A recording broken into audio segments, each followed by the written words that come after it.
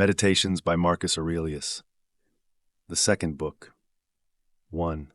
Remember how long thou hast already put off these things, and how often a certain day and hour, as it were, having been set unto thee by the gods, thou hast neglected it. It is high time for thee to understand the true nature both of the world, whereof thou art a part, and of that Lord and Governor of the world, from whom, as a channel from the spring, thou thyself didst flow. That there is but a certain limit of time appointed unto thee, which if thou shalt not make use of, to calm and allay the many distempers of thy soul, it will pass away and thou with it, and never after return. 2. Let it be thy earnest and incessant care, as a Roman and a man, to perform whatsoever it is that thou art about, with true and unfeigned gravity, natural affection, freedom, and justice. And as for all other cares and imaginations, how thou mayest ease thy mind of them, which thou shalt do, if thou shalt go about every action as thy last action, free from all vanity, all passionate and willful aberration from reason, and from all hypocrisy and self-love and dislike of those things, which by the fates or appointment of God have happened unto thee. Thou seest that those things, which for a man to hold on in a prosperous course, and to live a divine life, are requisite and necessary, are not many, for the gods will require no more of any man that shall but keep and observe these things.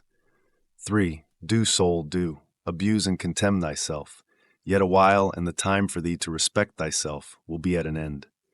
Every man's happiness depends from himself, but behold, thy life is almost at an end, whiles affording thyself no respect. Thou dost make thy happiness to consist in the souls and conceits of other men. Why should any of these things that happen externally so much distract thee? Give thyself leisure to learn some good thing, and cease roving and wandering to and fro. Thou must also take heed of another kind of wandering, for they are idle in their actions, who toil and labor in this life, and have no certain scope to which to direct all their motions and desires. 5.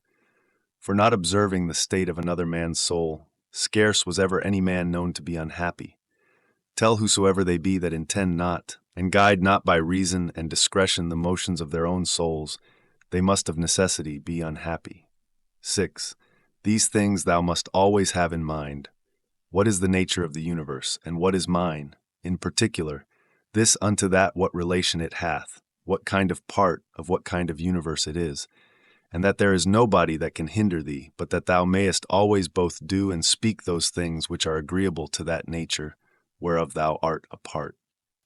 7. Theophrastus, where he compares sin with sin, as after a vulgar sense such things I grant may be compared, says well, and like a philosopher, that those sins are greater which are committed through lust, than those which are committed through anger. For he that is angry seems with a kind of grief and close contraction of himself, to turn away from reason. But he that sins through lust, being overcome by pleasure, doth in his very sin bewray a more impotent and unmanlike disposition. Well then, and like a philosopher doth he say, that he of the two is the more to be condemned, that sins with pleasure, than he that sins with grief. For indeed this latter may seem first to have been wronged, and so in some manner through grief thereof to have been forced to be angry, whereas he who through lust doth commit anything, did of himself merely resolve upon that action. 8. Whatsoever thou dost affect, whatsoever thou dost project, so do, and so project all, as one who, for aught thou knowest, may at this very present depart out of this life. And as for death, if there be any gods, it is no grievous thing to leave the society of men. The gods will do thee no hurt, thou mayest be sure. But if it be so that there be no gods, or that they take no care of the world, why should I desire to live in a world void of gods, and of all divine providence? But gods there be certainly, and they take care for the world. And as for those things which be truly evil, as vice and wickedness, such things they have put in a man's own power, that he might avoid them if he would. And had there been anything besides that had been truly bad and evil, they would have had a care of that also, that a man might have avoided it. But why should that be thought to hurt and prejudice a man's life in this world, which cannot any ways make man himself the better or the worse in his own person? Neither must we think that the nature of the universe did either through ignorance pass these things, or if not as ignorant of them, yet as unable either to prevent or better to order and dispose them. It cannot be that she through want either of power or skill should have committed such a thing, so as to suffer all things both good and bad, equally and promiscuously, to happen unto all both good and bad. As for life, therefore, and death, honor and dishonor, labor and pleasure, riches and poverty, all these things happen unto men indeed, both good and bad, equally, but as things which of themselves are neither good nor bad, because of themselves, neither shameful nor praiseworthy. 9. Consider how quickly all things are dissolved and resolved, the bodies and substances themselves into the matter and substance of the world, and their memories into the general age and time of the world. Consider the nature of all worldly sensible things, of those especially which either ensnare by pleasure or for their irksomeness are dreadful, or for their outward luster and show are in great esteem and request. How vile and contemptible, how base and corruptible, how destitute of all true life and being they are. 10. It is the part of a man endowed with a good understanding faculty to consider what they themselves are in very deed, from whose bare conceits and voices honor and credit do proceed, as also what it is to die, and how if a man shall consider this by itself alone, to die, and separate from it in his mind all those things which with it usually represent themselves unto us, he can conceive of it no otherwise than as of a work of nature, and he that fears any work of nature is a very child. Now death, it is not only a work of nature, but also conducing to nature. 11. Consider with thyself how man, and by what part of his, is joined unto God, and how that part of man is affected when it is said to be diffused. There is nothing more wretched than that soul, which in a kind of circuit compasseth all things, searching, as he saith, even the very depths of the earth, and by all signs and conjectures, prying into the very thoughts of other men's souls. And yet of this is not sensible, that it is sufficient for a man to apply himself wholly, and to confine all his thoughts and cares to the tendance of that spirit which is within him, and truly and really to serve him. His service doth consist in this, that a man keep himself pure from all violent passion and evil affection, from all rashness and vanity, and from all manner of discontent, either in regard of the gods or men.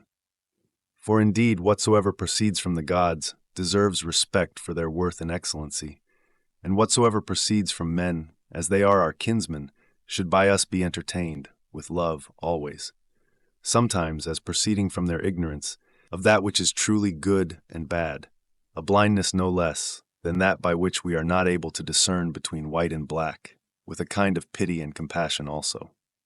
12.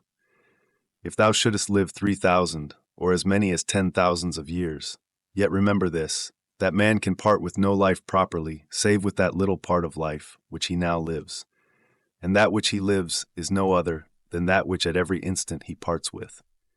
That then which is longest of duration, and that which is shortest, come both to one effect.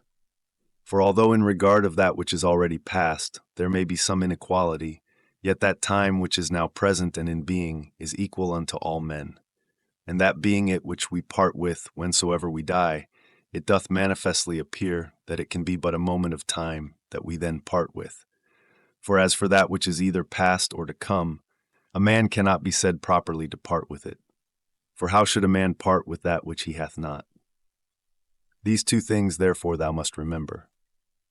First, that all things in the world from all eternity, by a perpetual revolution of the same times and things ever continued and renewed, are of one kind in nature, so that whether for 100 or 200 years only, or for an infinite space of time, a man see those things which are still the same, it can be no matter of great moment. And secondly, that life which any the longest liver or the shortest liver parts with is for length and duration the very same, for that only which is present is that which either of them can lose, as being that only which they have, for that which he hath not, no man can truly be said to lose.